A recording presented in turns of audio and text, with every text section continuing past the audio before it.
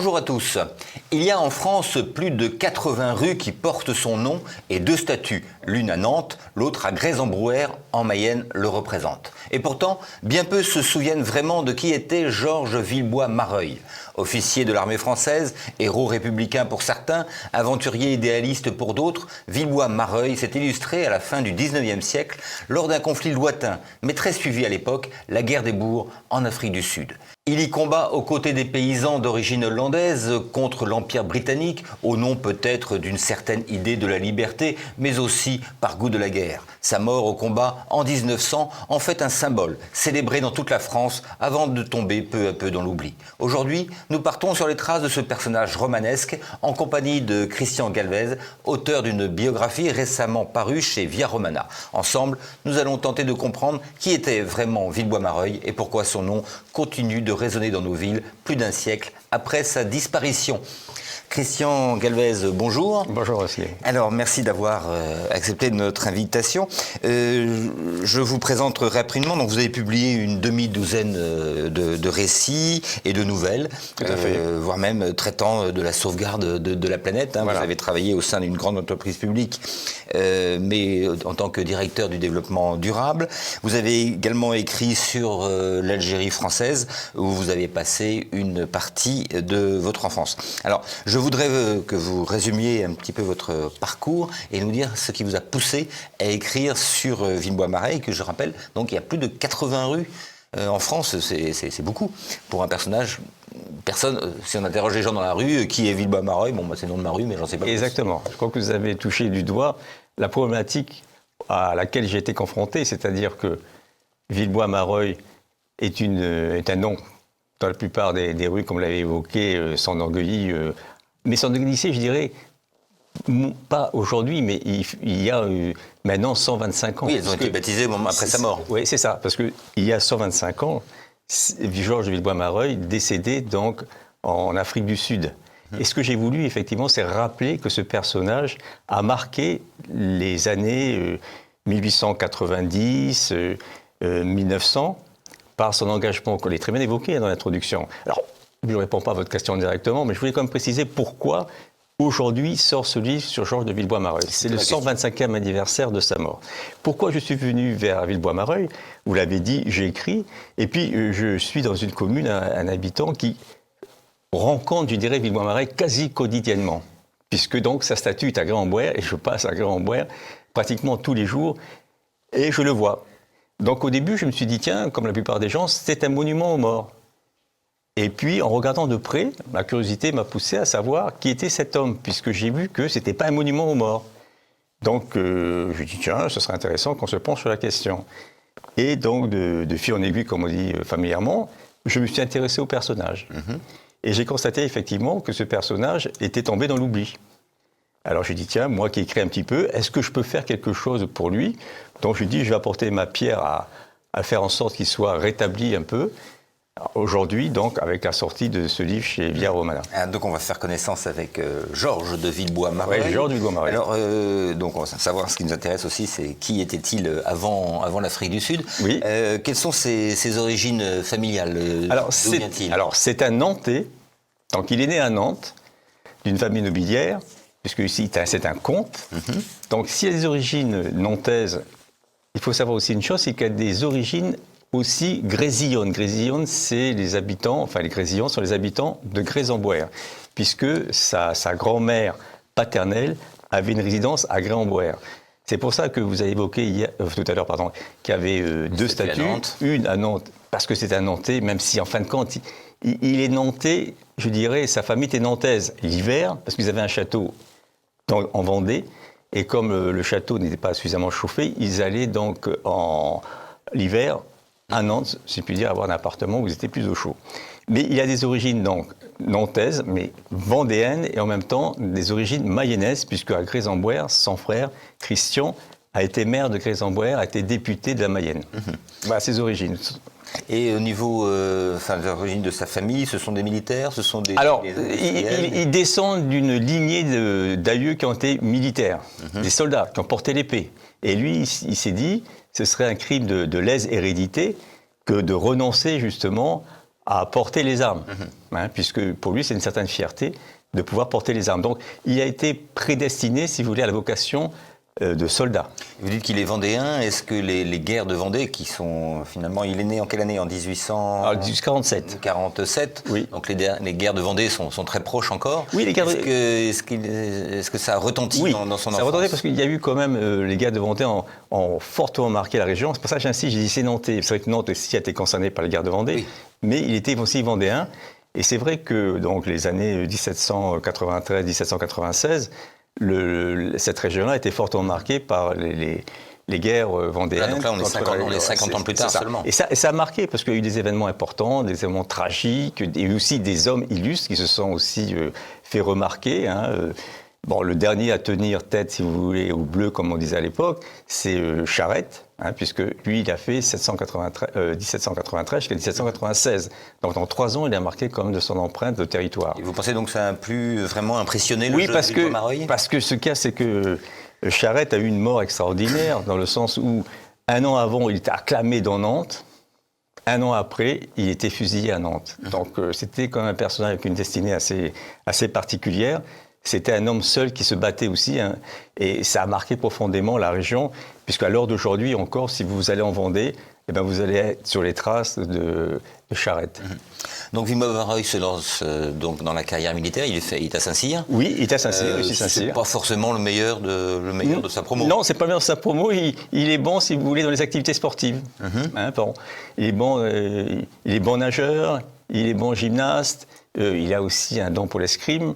Donc, les seules études qui l'ont marqué, peut-être, c'est les langues étrangères, l'anglais et l'allemand, qui vont l'aider, effectivement, parce que par la suite, il va être, comme on l'a dit, en terre sud-africaine, et il va côtoyer les Anglais, et il va côtoyer aussi les Allemands, et ça va lui permettre, effectivement, de pouvoir communiquer d'une manière plus facile. Donc, il sort de Saint-Cyr, et je crois qu'il est 214e sur 249. Oui. Et donc, il choisit l'infanterie de marine. Oui, l'infanterie de marine. À l'époque, c'était pas... Non, c'était pas la meilleure arme, si vous voulez. C'était un peu délaissé par d'autres contemporains. Enfin, certains de ses collègues préféraient plutôt aller dans des armes plus brillantes. Et lui, bon, il choisit ça. Mais lui, ça intéresse bien parce que il est à Nantes, il est dans un port, il voit les bateaux partir. Pour lui, infanterie de marine, c'est aussi le lointain, le dépaysement. Et donc, lui, très content. Donc, sa première expérience du conflit, c'est la guerre de 1870. Oui, enfin, dans un premier temps, il est en Cochinchine parce qu'il était nommé là-bas. Enfin, on fait court pour aller vite. Oui, Cochinchine. Allons-y, on attend de raconter son histoire. Avant, bon, voilà, il part en Cochinchine parce que, bon, il y a son oncle qui est là-bas avec des hautes responsabilités, donc il le rejoint. Quand il arrive, le conflit était terminé, donc il dit, mince, moi qui voulais me battre, ça tombe mal. Bon, il range son frein, mais il découvre un nouveau territoire, des paysages nouveaux, etc. Donc, bon, il est content. Et dès qu'il sait qu'il y a la guerre de 1870, il n'a qu'un seul souci, c'est de rentrer en France. Mais son oncle le retient, il dit non, reste là, j'ai besoin de toi, etc. Non, lui, il part. Il dit non, je pars. Et il arrive en octobre 1870 sur la terre française, et on le retrouve à la tête d'une compagnie, c'est la 6e compagnie du 7e bataillon de chasseurs à pied. On le retrouve donc à Blois. Et là, à Blois, il va être appelé à passer un pont qui permettrait effectivement d'aller là où se trouve donc l'ennemi à Blois, dans un quartier qui est là. Et donc lui, ça me fait penser, si vous voulez, à notre ami Bonaparte, qui lui part avec son drapeau, etc., sur le pont d'Arcole. Lui, c'est la même chose. Enfin, il n'est pas tombé à l'eau comme Bonaparte. Non. Et puis lui, il a pas eu la chance aussi, Villebois Mareuil, d'avoir Muran qui se met devant son corps. Et Villebois Mareuil est transpercé de balles. Mais il dit tuer pour tuer, en avant, à la baïonnette. Il fonce toujours. Sa troupe le suit. Il est lieutenant, mais on l'a nommé capitaine parce qu'à l'époque, il en manquait d'officiers. Donc, il se retrouve capitaine, mais très, très grièvement blessé. Donc, ensuite, il finit le conflit, il ne reprend pas le combat. C'est-à-dire que ce qui est assez tragique, si vous voulez, c'est qu'il gagne cette bataille, mais quelques jours après, c'est l'armistice. Donc, je dirais que c'est une victoire pour l'honneur, puisqu'elle n'a pas de conséquences, si vous voulez, quant au dénouement de cette guerre. Donc, il va se retrouver sur son lit d'hôpital pendant 9 mois. Oui. Entre-temps, on le décore de la Légion d'honneur, parce qu'on considère qu'il a fait un acte de bravoure incroyable. Il est en janvier, en février, il va être décoré la Légion d'honneur. Alors, il était tellement dans un état pitoyable qu'on dit que l'officier qui lui a remis sa médaille a accroché la médaille sur son oreiller, parce qu'il était alité. Bon, alors, je ne sais pas si c'est exactement ça, mais il était vraiment très amoché, comme on dit aujourd'hui. Donc les qualités qu'il se découvre au combat, bon, c'est un homme courageux, voire téméraire, un peu inconscient. Lui, son rêve, c'était de mourir à la guerre. Il ne concevait pas effectivement une mort. Il a dit, moi, je ne veux pas finir ma vie dans des pantoufles. Je me suis fait soldat pour être combattant, donc il faut que je combatte. Il ne comprenait pas de rester, même s'il était colonel en passe d'être général, de ne pas avoir, si vous voulez, une compagnie à mener au combat. Donc voilà, sa trajectoire, c'était d'être combattant. Et quel chef est-il? Enfin, parce que vous faites une citation intéressante. Un de ses soldats disait, il faisait de nous ce qu'il voulait. Oui. Sa simplicité et son endurance nous donnaient l'exemple. Lui-même sellait son cheval. Un biscuit de troupe et un verre d'eau lui suffisaient pour toute la journée. Le premier à la peine et le dernier à se reposer. Il savait nous distraire par ses causeries familières. C'est l'exemple parfait du bon chef. C'est le bon chef. Pour lui, quand une armée est en campagne, dont il a la responsabilité, il faut faire tout pour ses hommes. Hein? Il dit même, je crois qu'à un moment donné, il dit, je devrais être la providence de mes hommes. Et la seule chose qui compte, ce sont ses hommes. Et il a un amour fou de l'armée, mais il a un amour fou aussi pour ses hommes. Hein? Et on verra après, si on a le temps, qu'il crée la société régimentaire des anciens militaires. Mais pour lui, effectivement, tout doit être fait pour ses hommes. Quand il y a des manœuvres difficiles, il est là. Il ne porte jamais une capote que ce soit, il a la tunique. Hein, comme ses hommes. Et il dit à ses officiers, faites comme moi, portez la tunique. Et si vous avez froid, mettez des tricots en dessous de la tunique. Mais il faut que vous soyez exemplaires pour vos hommes, etc. Montrez l'exemple. Voilà. Donc ces hommes, ils voient ça. Au départ, ils disent que c'est cet homme qui nous arrive. Parce que s'il aime beaucoup ces hommes, il est très rigoureux, même sévère. Il n'admet pas effectivement qu'il y ait des écarts de conduite, si je puis dire, par rapport au règlement, par rapport à... Lorsqu'il prend c'est le premier régiment étranger, il fait recommencer à 3 reprises la manœuvre parce qu'il considérait qu'elle n'était pas bien faite.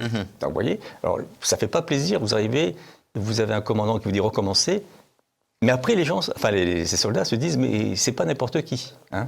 Voilà. Alors, je ne sais pas si je réponds à votre question, mais... Non, c'est ça. Donc, il a à peine 30 ans, hein, oui. Parce que la guerre est terminée. Il a encore 30 ans à vivre. Donc, que se passe-t-il durant ces 30 ans? Il continue sa carrière dans l'armée? Alors, il continue sa carrière dans l'armée. Hein, donc, il va en Tunisie combattre contre les Kroumirs. Mais entre-temps, il est aussi donc, à l'état-major, à l'école militaire. Donc, il a un parcours, je dirais, normal. Un parcours normal. Officier, donc il gagne en grade, il monte en grade. Oui, parce que ça, c'est bien de le préciser, parce que c'est le plus jeune colonel de France, il va avoir 45 ans, c'est le plus jeune colonel de France. Donc ça veut dire que, il a été repéré par ses supérieurs hiérarchiques, qui disent que c'est un homme qui est exemplaire, qu'on peut avoir confiance en lui, et patatras, si je puis dire, il va démissionner. À 48 ans, il démissionne. Pourquoi? Parce que lui, il dit, je veux être un soldat combattant. Quand il est donc au premier régiment étranger à Sidi Bel Abbès, parce qu'il a tout fait pour être en sorte d'être dans un régiment qui va partir en expédition, en campagne, hein, il fait en sorte d'être nommé là, et patatras, il apprend que certains de ses hommes vont partir à l'expédition de Madagascar, mais pas lui, comme responsable. Et il est aussi, dans ses décisions, très brutal. Quand ça lui plaît pas, ça lui plaît pas. Et là, il dit, je démissionne, c'est pas ça que je veux faire, donc j'arrête. Après, je pense qu'il a regretté, mais les choses. Donc il démissionne en quelle année? Donc il démissionne, il a 48 ans, donc ça doit être en 1895. 1895, il est colonel. Il est colonel, 1895. Oui, alors effectivement, il se lance dans une nouvelle carrière de romancier avec succès. Bien sûr, parce que déjà en 1891, il sort un premier livre qui s'appelle Les Sacrifiés. Là, c'est un livre dans lequel il raconte un peu sa vie, puisque bizarrement, le héros, c'est un comte, lui, il est comte, le héros, c'est un soldat, il est soldat. Donc, et dans ce livre, il explique un peu comment doit se comporter un homme dans la vie, mais aussi comment on doit se comporter, si vous voulez, une armée. Hein. Après, dans sa lancée, donc, étant désormais en retraite, puisque c'est un colonel en retraite, il va écrire donc 2 autres romans, Au-dessus de tout. Ensuite, entre civilisés. Après, il y a eu une étude qui va être faite au sud algérien, parce qu'il va découvrir cette région, là, parce qu'il voyage beaucoup aussi. Parce qu'entre-temps, il est allé au Balkan, il a fait une étude sur l'armée russe, etc. Il a écrit aussi une nouvelle cour martiale, mais il écrit aussi beaucoup d'études militaires. Oui, c'est ça, il publie également dans des revues. Beaucoup, une vingtaine d'études militaires. Donc déjà entre 1895 et 1899, il va partir, il écrit la bagatelle d'une vingtaine d'études militaires. Et qu'est-ce qu'elles disent de lui, ces études militaires Lui, il donne sa conception. Alors, les études militaires qui sont comment, effectivement, doit se comporter l'institution militaire, parce que je dis, il y a un livre, enfin, en fin de compte, on dit des livres, mais ce sont des petits, ce sont surtout des articles qui sont publiés, mais qui sont assez conséquents. Par exemple, aujourd'hui, on trouve deux livres de Villebois-Mareuil. Par exemple, on a La Légion étrangère. Donc, il fait un peu l'historique de la Légion étrangère. Donc, ça fait une trentaine de pages. Et une autre trentaine de pages aussi sur nos frontières des Alpes, où là, on voit effectivement une approche historique, géographique. Voilà, et il y a même aussi des approches tactiques. Donc, il est un fin tacticien. Et ça lui permet effectivement de faire des analyses sur la situation, sur le comportement qu'on doit avoir dans l'armée, etc. Donc un fin tacticien qui transparaît sous ses écrits, oui, c'est ça. Sous ses écrits militaires. Mais est-ce que finalement, je le disais dans mon introduction, il s'engage en Afrique du Sud, on va en reparler également on verra quelle était la part d'idéologie, si je puis dire, mais il s'ennuie finalement. Écoutez, c'est un homme d'action. Oui, c'est un homme d'action. Alors l'écriture, c'est une action aussi parce que quand il écrit, il agit. Et on le verra qu'il est sensible parce que dans son carnet de campagne, ce livre qu'il a écrit lorsqu'il est en Afrique du Sud, c'est un journal, on voit qu'il dit c'est par l'écriture que je vais réhabiliter les vrais faits, je vais dire des choses qui sont fausses, etc. Et pour lui, l'écriture, c'est aussi un combat. Donc, il agit avec l'écriture. Mais bien sûr, si effectivement, parce que ça a été dit par un de ses biographes qu'il était aussi bon avec la plume qu'avec l'épée, s'il était bon avec la plume, l'épée lui démangeait. Lui manquait. Donc, quand il a appris qu'il y avait cette guerre des bourgs, entre les bourgs, vous l'avez bien expliqué là, et l'Empire britannique, il dit j'y vais. Voilà. Une petite incise rapidement, il a une vie de famille, il est marié, les enfants? Alors oui, il est marié, mais enfin, je dirais qu'il était marié parce que son épouse décède assez tôt. Ça a très fortement marqué. Et il a une fille. Voilà. Donc il a une fille, Simone. Donc, ce qu'on constate, si vous voulez, c'est que sa vie familiale, c'est pas un père de famille. Non. Oui, il est plutôt libre.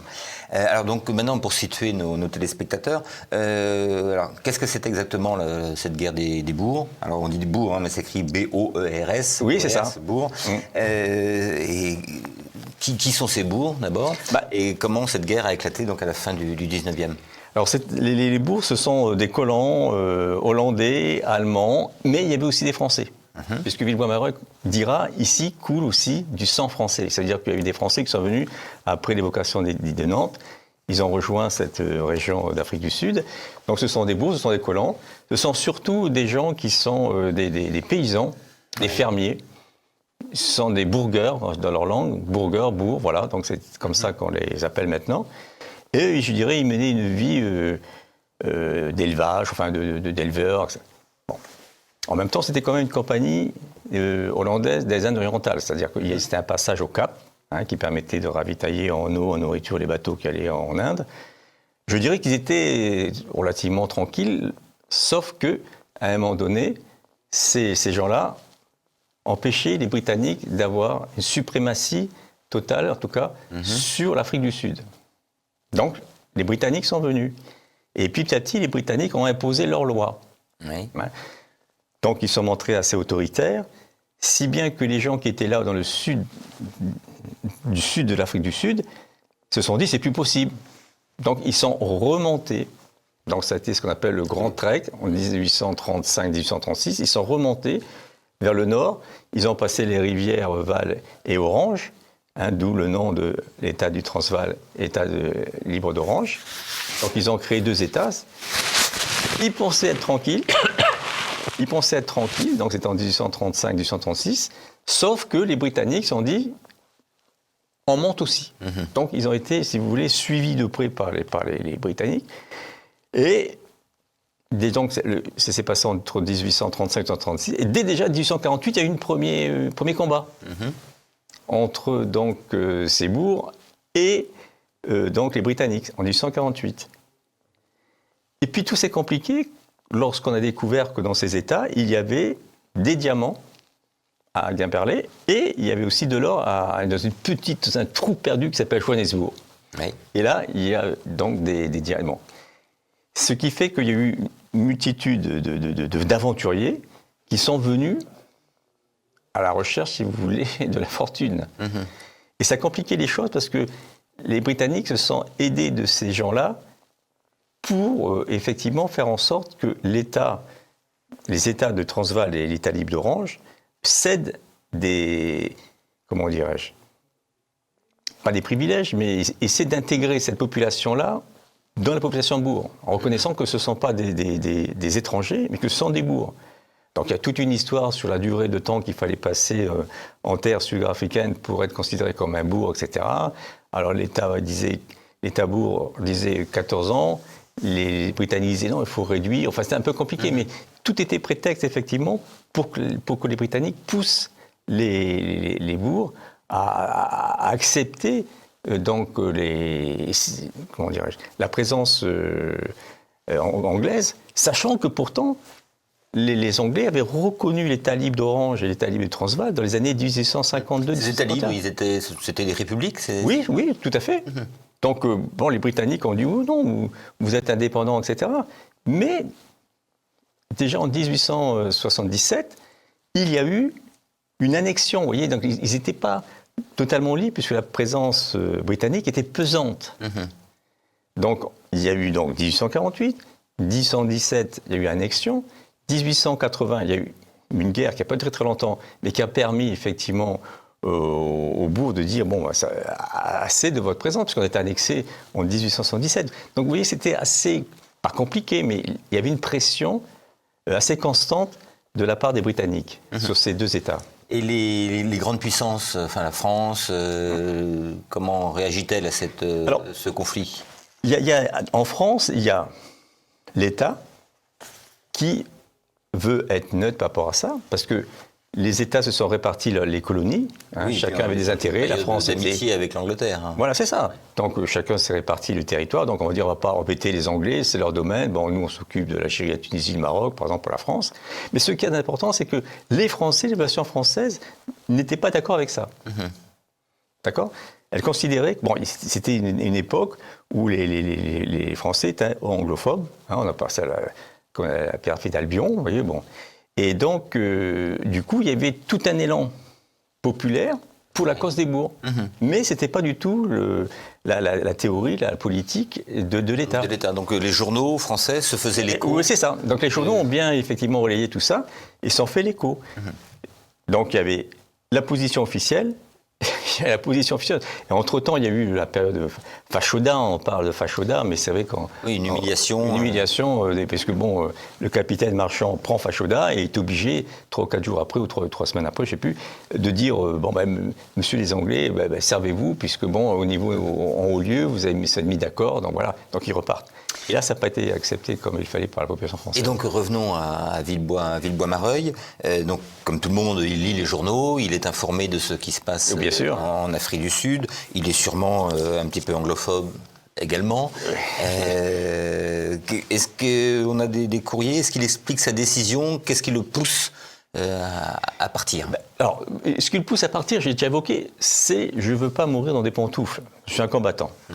Deuxièmement, ce qui le pousse, c'est qu'il veut redonner à l'armée française, même s'il n'est pas mandaté par l'armée française, un aura qu'elle avait perdu. Oui, après la défaite de 70. Oui, c'est ça. Donc il veut faire en sorte de montrer l'exemple en disant, quand je vais là-bas, je travaille pour la France. C'est déjà ça, je travaille pour la France. Puis après, il y avait effectivement cette cause populaire, donc il y avait au moins 3 raisons. Et lui, il dit, moi j'y vais, quoi. Donc, à mon avis, il y a ces 3 raisons-là. Il n'est pas animé forcément. Enfin, la cause des bourgs. Est-ce que la cause des bourgs lui tient à cœur également? La cause l'idée de liberté, de justice, de liberté, oui. Bon, en plus, c'est quand même comment dirais-je, les Britanniques qui sont là. Il y a eu Fachoda avant, tout ça. Bon, tout ça fait qu'un certain faisceau d'éléments qui fait que il se décide, quoi. Oui. Alors comment il s'organise? Il a déjà des réseaux? Il avait déjà un contact. Déjà, la région est contrôlée par les Britanniques, c'est oui, c'est ça. Alors, ce cas, c'est qu'il a un premier contact avec un très proche de Kruger, qui était le président du Transvaal. Il avait déjà un contact avec cet homme-là, qui lui a dit, ce serait bien, effectivement, si vous veniez, etc. Mais après, ça n'a pas été simple, parce que les Britanniques surveillaient de très près l'arrivée de ces volontaires en terre sud-africaine. Parce qu'ils jugeaient que ce n'était pas opportun qu'ils viennent, ça les embêtait, etc. Donc c'était sous surveillance. Et Villebois Mareuil arrive au Mozambique, dans un port Laurent Manso Marquez. Il arrive là, mais il a eu chose heureuse, si on peut dire familièrement, parce que les bateaux britanniques interceptaient tout bateau qui transportait des volontaires. Ouais. Donc lui, il change plusieurs fois de bateau, il arrive, mais au large du Mozambique, il a failli effectivement être pris. Donc voilà. Alors vous parlez de bateaux qui transportaient des volontaires. Donc est-ce qu'il y avait beaucoup de volontaires européens? Alors ça s'est fait petit à petit. Il y en a eu effectivement. Il y a eu, puisqu'on va voir tout à l'heure sur ça le temps, que Villebois Mareuil va créer donc une légion étrangère. Oui, c'est ça, oui. En terre sud-africaine. C'est-à-dire qu'il y a effectivement. Mais ces gens-là, ils montaient à bord, si vous voulez, comme de simples passagers. Ils n'arrivaient pas là comme des soldats, etc. Donc, vous voyez, ils passaient anonymes. Mais une fois que c'était sur la terre sud-africaine, c'était des soldats. Et alors, donc, il rejoint. Comment ça se passe? Il rejoint directement l'état-major oui. de Kruger. Quel est l'état de l'armée bourg? Elle s'organise comment, cette armée? Alors, l'armée bourg, si vous voulez, c'est pas une armée de soldats, de métier.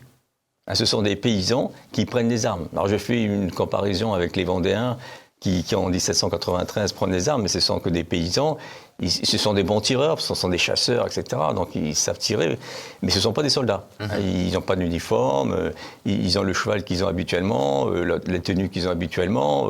C'est pas une armée organisée. Alors qu'en face, c'est une armée organisée. Et c'est là qu'effectivement on s'étonne. Mais là, encore une fois, on a plusieurs exemples dans l'histoire où des petits peuples réussissent à tenir tête, si vous voulez, sur le terrain à des armées organisées. Et c'est vrai que ça marche très bien. Et ils mènent une guerre, c'est frontal ou c'est de la guérilla? Alors, il y a eu des guerres frontales, si vous voulez. On prend l'exemple de Colenso. Là, Villebois Mareuil, il assiste effectivement en décembre 1799, il arrive en novembre 1899, et donc en décembre 1899, le 15 décembre, c'est la bataille de Colenso. Et effectivement, c'est une bataille. Hein. Lui, il a eu l'intelligence de dire donc, au général Botha de faire attention, parce que comme on a dit, c'est un stratège, de privilégier un coin qui va permettre effectivement de s'en sortir, ce qu'il fait, il gagne, il gagne. Mais c'est un combat frontal, là. Hein, un combat frontal. Il y a beaucoup de morts parmi les Britanniques. Très peu, parce que les bourgs faisaient très attention à leur perte d'armes, parce qu'ils n'étaient pas nombreux, il ne fallait pas en perdre beaucoup. Je voudrais citer un petit texte que je trouve extraordinaire, écrit par un Anglais, sur la façon dont les bourgs font la guerre. Les bourgs font la guerre comme des gentlemen qui ont des loisirs. Le dimanche est toujours un saint jour, un jour de repos. En semaine, il commence rarement avant l'heure du déjeuner. Et enfin, il vous tire rarement dessus après le thé et jamais quand il pleut. Ça me fait penser, on en parlait lorsque on a préparé l'émission, ça me fait penser à Astérix chez les Bretons avec les Anglais qui interrompent. Oui, c'est ça. Lorsque le brouillard tombe, c'est l'heure du thé. Ce ne sont pas des militaires, ce ne sont pas des soldats dans une armée organisée. Voilà. Et puis bon, ce sont aussi des gens très croyants, ils sont très religieux. Ils lisent la Bible, c'est pour ça que le dimanche, c'est sacré, c'est un jour saint. Kruger, qui est le président donc, du Transvaal, n'hésite pas à dire le Bénédicité quand il est chez lui, évidemment, mais aussi à l'extérieur, parce que Kruger va voyager pour défendre la cause des bourgs. Et quand il sera invité, je crois que c'est en Allemagne, à un cours d'un repas, avant de commencer le repas, il donne autorisation de dire le Bénédicité. Donc, vous voyez, donc pour ça que le dimanche, c'est sacro-saint, on ne fait pas la guerre. Voilà. Alors j'imagine que Villebois Mareuil, quand il arrive là, ça a dû le faire bouillir. Oui, tout à fait. Tout à fait, parce que pour lui, il considère que ce sont quand même des bons soldats quand ils sont au combat, mais ils ne profitent pas de leur victoire. Au lieu que ce soit une victoire totale, bon, ils gagnent la bataille, mais ça s'arrête là. Si bien qu'à un moment donné, il y a des villes qui sont tenues par les Britanniques qui vont être assiégés, mais assiégés, c'est-à-dire qu'on les regarde, on attend, voilà. Et pendant ce temps-là, les Britanniques font rentrer des renforts, c'est ça le problème. Donc Villebois Marais, il arrive, il dit, mais bon, c'est pas ça, il faut quand même attaquer. Donc, à la limite, ils sont plus dans la défensive qu'à l'attaque. Alors qu'à un moment donné, il faut oser, il faut y aller. Donc, il dit des choses, il fait des rapports, il explique. Et il a l'oreille du... Quel est le général en chef des Joubert. Joubert. Oui. D'origine française. Oui, mais excusez-moi, il y a des noms français, tout à fait. Et donc, est-ce qu'il est écouté? Est-ce qu'il il fait des propositions? Comment... Alors, ce cas, en gros, pour l'instant, il a un rôle de conseiller militaire. Oui, conseiller militaire. Ce qui est intéressant à savoir, c'est que quand, à Colenso, la bataille est vraiment perdue par les Britanniques d'une manière quand même assez forte, les Britanniques vont dire « oh, mais c'est grâce à Villebois Mareuil D'accord. On va dire que c'est le Lafayette de l'Afrique australe. Les journaux vont titrer ça. Mais donc, ils donnent des conseils. Botta, le général Botta, a tenu compte pour la bataille de Colenso, mais les autres, non. Et on ne l'écoute pas. On dit, mais on les connaît, les Britanniques, depuis le temps qu'on les fréquente, etc. Mais lui, il boue parce que, comme je le dis, il avale des couleuvres, parce qu'il donne des conseils, il va sur le terrain. Parce que les bourgs ne sont pas des tacticiens, ils ne vont pas voir ce qui se passe sur le terrain, etc. Ils agissent comme ça, mais ils ne prennent pas l'ampleur de la situation, si vous voulez, matérielle, géographique, etc. Si vous voulez. Oui, il a d'ailleurs une phrase, Villebois Mareuil, il a d'ailleurs une phrase assez sévère sur les bourgs. Il dit « Le bourg ne connaîtra jamais les pommes de terre frites, parce qu'il lui faudra tenir la poêle et les faire sauter, ce qui occasionne une fatigue et une décision. » C'est ça. Il ne tient pas forcément en grande estime. Non, là il est dur parce qu'il range son frein. À un moment donné, quand il arrive, il dit le colosse a les pieds d'argile. Quand il constate la situation, mais petit à petit, il va dire c'est fichu. Il va dire c'est fichu. La cause est gagnée par les Britanniques parce qu'on n'agit pas quand il faut, au moment où il faut, avec la détermination qu'il faut. Il y a trop d'attentes, trop de réflexions. On cherche le consensus parmi les bourgs, on perd du temps. Pendant ce temps-là, les autres se renforcent, préparent effectivement leurs attaques, etc. Donc concrètement, qu'est-ce qu'il fait? Il dit il faut y aller, et donc il va créer. Alors moi j'avais noté, vous m'avez parlé d'une forme de légion étrangère sud-africaine. J'avais noté le French Corps. Oui.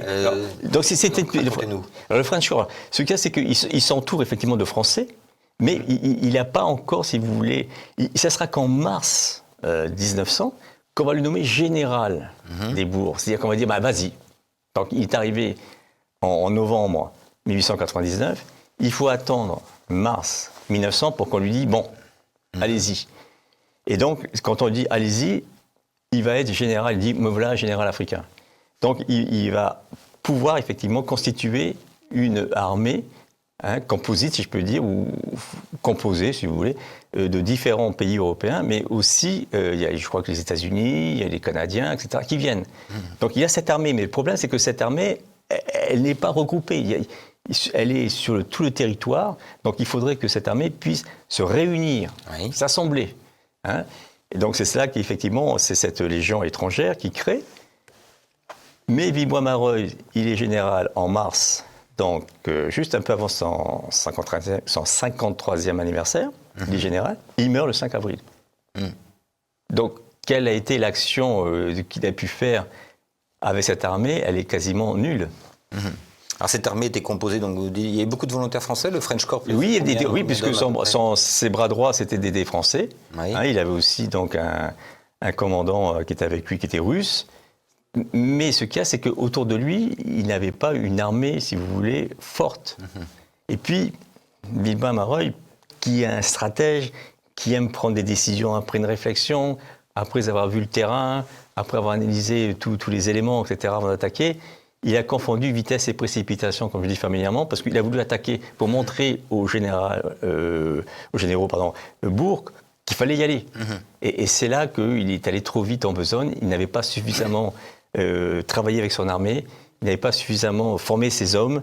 Il y avait aussi parmi eux des Hollandais qui étaient bien dans la parade, mais qui au combat n'étaient pas du tout, n'avaient pas le comportement qu'on attendait d'eux, si bien qu'il n'était pas suffisamment, je dirais, fort pour attaquer, mais il veut quand même attaquer.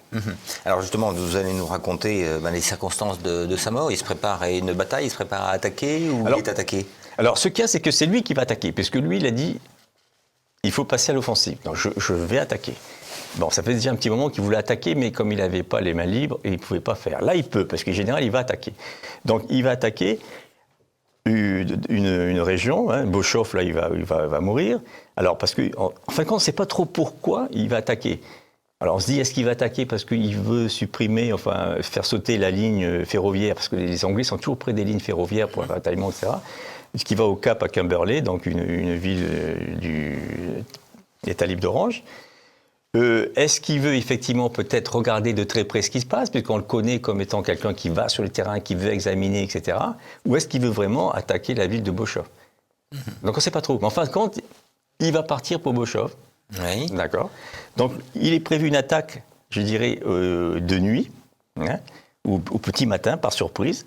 Donc il part avec ses hommes le 4 avril pour que l'attaque se fasse le 5 avril. Et ce qu'il y a, c'est qu'il va perdre un temps fou, puisqu'il va se perdre. Enfin, les bourgs n'ont pas la notion de carte, et quand ils en ont une, ils la perdent. Donc ça tourne un peu en rond, il se rend compte qu'il a perdu du temps, et que son projet tombe à l'eau. Oui. Alors bon, il dit, tout le monde est fatigué, on va se reposer. Donc il se met donc sur un territoire, on lui dit, quelqu'un qui passe par là, une fermière lui dit, attention, il y a des Britanniques qui passent, allez ailleurs. Donc il va ailleurs, là-bas ça s'appelle des copses, des petits massifs rocheux. Donc il se met là pour se reposer. Et qu'est-ce qu'on voit? On voit partir quelqu'un, alors, qui part effectivement à cheval. Et cette personne-là, on ne sait pas trop si c'est le fermier du coin ou si c'est donc un des indigènes qui était dans la compagnie, là, enfin, avec lui, qui part. Enfin, quoi qu'il en soit, le temps d'aller à Beauchoff et de revenir, ça fait 2 heures. Et là, il y en a déjà 200 ou 300 Britanniques qui vont vers lui. Mm-hmm. Donc il se voit donc pris au piège. Ses chevaux ne sont pas à côté, parce qu'ils les avaient mis en pâture. Donc il voit qu'effectivement, il est dans un guet-apens. Donc il va dire à ses hommes de monter vers les massifs rocheux et de se battre. Mm-hmm. Donc il se bat courageusement, mais petit à petit, les Britanniques vont venir avec canons de centaines. Ils sont combien ça va jusqu'à 2000. Mm-hmm. 2000 Britanniques qui vont le prendre au piège, qui vont l'encercler avec canons, etc. Mm-hmm. Donc lui, il tient ses hommes. Les Hollandais, ils veulent effectivement arrêter, parce que déjà, ils sont venus un peu à contre-cœur dans cette histoire-là. Donc ils lèvent le drapeau blanc. Lui, il dit, il faut baisser le drapeau, il faut se battre. Donc il encourage, il va, il vient, pour que les hommes soient aussi galvanisés par sa présence et par son comportement. Et malheureusement, il trouve la mort. Mmh. Donc il est tué. Là, bon, on va pas finir la guerre des bourgs. Donc il est tué. Son corps est récupéré par les Britanniques. Il était connu des Britanniques? Oui, il était connu des Britanniques. On savait qui il était, puisque donc ce qui est intéressant, c'est bon, je ne sais pas si on parlera des conditions de sa mort. Je dis il est mort parce qu'on a le temps, on verra un peu comment il est mort. Mais ce cas, c'est que les Britanniques ont un comportement remarquable. Ils ont reconnu la bravoure de cet homme. Mmh. Donc, Methuen, le général britannique, anglais, va tenir à payer sa pierre tombale. Mmh. Il paye sa pierre tombale. Il a les honneurs de son armée et il a des prières catholiques qui sont dites, parce que c'est un grand croyant, par son aide de camp de Bréda. Donc, il est reconnu. Il y a même un général dont le nom m'échappe qui va prendre son cheval, qui va l'emmener en Angleterre, qui va s'occuper de son cheval, et quand le cheval va mourir, on va dresser un monument en l'honneur de ce cheval. Vous voyez, c'est pour dire quand même qu'il était reconnu. Vous parliez des circonstances de sa mort, je reviens dessus. Elles ne sont pas claires, les circonstances de sa mort? C'est-à-dire que partout, parce qu'après il y a eu des images d'Épinal où on le voit recevoir une balle, s'écrouler en arrière, etc. Et en fin de compte, on va se rendre compte que c'est une mort un peu plus, pas banale, mais moins héroïque, si vous voulez. C'est qu'un éclat d'obus, elle va le terrasser, le éclat d'obus va frapper son dos et il va tomber. Mm-hmm. Lui qui veut voir la mort en face, la mort va lui venir de derrière. Oui. C'est ça qui... Mm-hmm. Et est-ce que sa mort a un grand retentissement en France? Oui, c'est là que c'est étonnant. C'est-à-dire que ses aventures étaient suivies en France par les gazettes? Oui, c'était suivi, on était pour la cause des bourgs, et quand on a appris le drame, les gens n'en revenaient pas, quoi. N'en revenaient pas, on s'est dit c'est pas normal, etc. C'est pour ça que vous avez dit tout à l'heure, 80 rues qui portent le nom de Villebois-Mareuil. Donc très rapidement, parce que on a regardé, effectivement, c'est dans les 4 ou 5 années qui ont suivi sa mort, on baptise des rues. Oui, on baptise des rues, Villebois-Mareuil, et on écrit des livres. Faut pas trop le dire, sinon elles vont être déboulonnées, je les baptiser. Mais enfin bon... Et il y a, comment dirais-je, aussi des biographies qui sortent. Je crois que 2 ans après sa mort, enfin, dans les 2 années après sa mort, il y a 4 livres qui sortent sur Villebois-Mareuil. Alors, c'est vrai qu'il avait un réseau, hein, il n'était pas quand même inconnu des gens, hein, parce que bon, il a fait des choses. Mais c'est vrai que c'était quand même étonnant, mais encore une fois, il faut être dans le contexte pour qu'il y ait effectivement son nom sur 80 villes de France. Hein, que ce soit Paris, Rennes, Nancy, Nantes, bien sûr, Nice. Oui, il y en a une à Aubervilliers. Aubervilliers, Courbevoie. Et il est toujours enterré en Afrique du Sud? Oui, toujours, parce que quand il est mort, son frère Christian a dit je vais chercher le corps de mon frère, mais dans son testament, car il a fait un testament, il sait bien qu'il pouvait mourir, évidemment, il dit je veux être enterré là où je tombe. Donc il a été enterré effectivement en terre sud-africaine. Et quelle est sa mémoire aujourd'hui en Afrique du Sud? Eh bien, écoutez, il a un monument, est-ce qu'il a des rues? Oui, je ne sais pas s'il a des rues, mais ce qu'il y a, c'est qu'on a regroupé, parce que quand il a été enterré dans un cimetière de Beauchoff, et après, tous les héros bourgs dans Villebois-Mareuil, leurs dépouilles ont été à Marganefontaine, ils ont fait un mémorial, et donc on a transporté avec soin son corps. Et étonnamment, il y a des gens encore qui savent qui c'était. Et quand il y a des Français qui vont en terre sud-africaine, certains rappellent. Et est-ce que vous pensez que Villebois-Mareuil est aussi une illustration de tous ces soldats, j'allais pas dire, je ne veux pas employer le terme de soldats perdus, j'aime pas, mais tous ces volontaires qui sont partis combattre donc en Afrique du Sud, mais il y en a qui sont partis combattre ailleurs dans le monde. Il y a eu une vague comme ça de soldats à cette époque, oui. Oui. À cette époque, oui. Et je disais ça aussi à quelqu'un qui m'a interviewé. Quelquefois, quand on voit certains films, il y a des allusions qui sont faites sur ce genre de volontaires qui partent comme ça. Et on ne fait pas le lien, parce qu'on dit, bon... Mais on peut parler des oeuvres pontificaux. Oui, c'est ça, et on voit effectivement, en particulier pour la guerre des bourgs, on voit qu'il y a des gens qui partent comme ça. Ouais. Alors vous parliez de quatre livres qui sont parus après sa mort. Vous, quelles sources avez-vous utilisées? J'imagine que vous avez utilisé ces... J'ai utilisé les sources que j'ai pu avoir. C'est-à-dire que dans un premier temps, il y a eu le livre de Félix, c'est son biographe. C'est un livre qui est très intéressant parce que très détaillé, etc. Il y a eu aussi un livre d'une dame qui est d'origine britannique aussi, puisqu'elle porte un anglais Kenney. Il y a eu aussi donc Bernard Lugan, qui est un spécialiste de l'Afrique, et en particulier donc il y a eu, je le mets dans le livre, la bonne idée de reproduire le journal de campagne, parce que beaucoup de mes citations viennent de Villebois-Mareuil, de son carnet de campagne. Mais c'est grâce à Bernard Lugan qu'on a réussi à avoir son carnet de campagne. Il y a aussi, donc, j'avais un écrivain qui... c'est un historien du Périgord, parce que Villebois-Mareuil était du Périgord, qui avait écrit sur lui, avec qui j'ai eu des entretiens, mais la personne était âgée, j'ai plus de contact avec lui, qui avait écrit aussi quelque chose sur lui, et c'est lui qui est dans... J'ai pris une des citations dans mon livre, là. Et puis, donc, il y a un historien local aussi à Grand-Bouère qui a bien relaté les événements qui ont eu lieu, donc, juste en juillet 1900. En juillet 1900, il y a eu déjà un événement dans la commune où, bon, c'est vrai que le frère de Villebois-Mareuil, Christian de Villebois-Mareuil, était maire de cette commune, mais c'est vrai qu'il y a un retentissement important. À Paris, il y a eu, à Notre-Dame, il y a eu une messe avec 10 000 personnes, et à Grand-Bouère, là où était donc la maison familiale de Villebois-Mareuil, enfin de son frère en tout cas, il y a eu 15 000 personnes. Il a fallu mettre en place des trains supplémentaires. Bon, c'était... Oui, c'est ça. Donc vous voyez, c'était comme un événement, et dès le mois de juillet. Eh bien écoutez, Christian Galvez, merci infiniment. Maintenant, j'espère que nos téléspectateurs, lorsqu'ils passeront dans une rue Villebois-Mareuil, sauront de quoi ça parle. Je rappelle votre ouvrage, Villebois-Mareuil, un héros de la guerre des bourgs, chez Via Romana. Voilà, et puis donc je fais une dédicace pour ceux J'avais noté ça, donc je vous laisse l'annoncer. Écoutez, donc le comptoir des monastères, là, 33 rue Galande, à Paris, eh bien je cite mon livre le 18 octobre, de 15h à 18h. Voilà, donc 33 à la demande de mon éditeur. C'est dans le 5e arrondissement de Paris, En gros, métro, c'est vers Saint-Michel, entre Saint-Michel et Maubert, Maubert Mutualité, donc le comptoir des monastères, le 18 octobre, de 15h à 18h. Et moi, je vous remercie de vous être intéressé à Villebois-Mareuil. Merci. Ça permet de sortir de l'oubli. Exactement. C'était Passé Présent, l'émission historique de TVL, réalisée en partenariat avec la revue d'Histoire européenne. Avant de nous quitter, vous n'oubliez pas bien sûr de cliquer sur le pouce levé sous la vidéo et de vous abonner à notre chaîne YouTube. Merci et à bientôt.